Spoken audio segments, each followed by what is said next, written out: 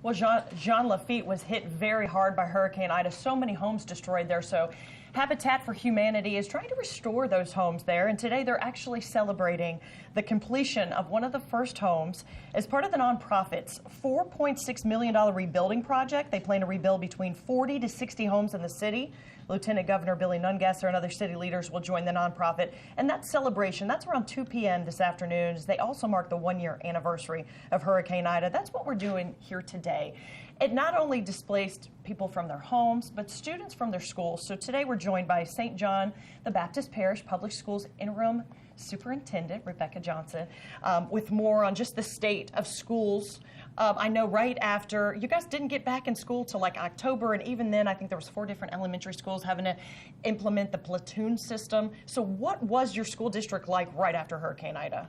Well, basically the school district was closed. We didn't get back into schools until the middle of October, but even then we still had some closures. And again, like you said, platooning. We did have a few schools that were platooning, and basically one of our schools platooned all the way until March. Oh my gosh, and where are you now a year later? I know you still have one school that's not even in their original building. Luckily there was a vacant school that they could get into.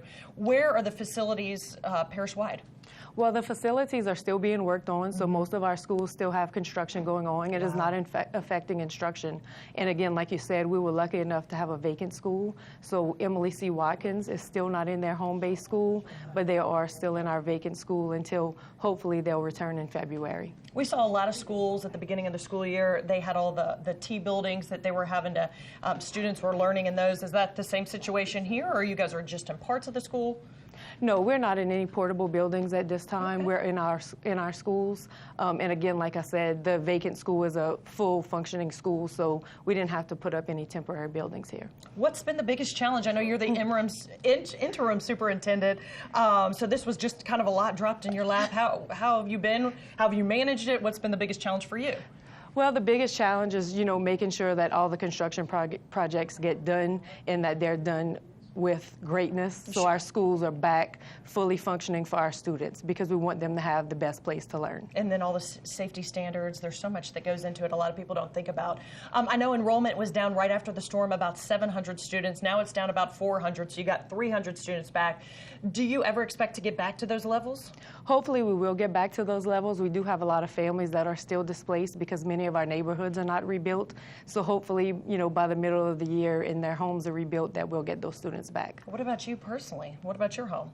My home is still not finished. I do live in Lafourche Parish, so we do have some challenges, but a year later, we're making it. It's okay. Even with a smile on your face? Yes, ma'am. Let's just talk a little bit about your students. Hurricanes are so just absolutely devastating, and parents are running around trying to get their houses rebuilt. There's so much stress. Sometimes they might forget to see how their kids are coping. Well, teachers can sense that. What kind of resources do you have, and how do you think the students are faring a year later? Well, our resources, are pretty good in schools. We have our counselors there, and we have our pupil appraisal staff that offers, counseling for our students, social workers and school psychologists, but it's just being there for the kids. The kids are glad to be back in the buildings, and, it's a stress relief for them, because it's, it gets them away from the construction of their homes or the stress of their parents. So, we're excited that they're back in schools and ready to learn. And how's it's only been a couple weeks since school started. How is all that going? It's been great, even with the exception of the students having to travel to the vacant school, everybody's happy to be back in the buildings. You hear talk, laughter all throughout the buildings, and it's been great. That's fantastic. Anything you'd want to say to the parents?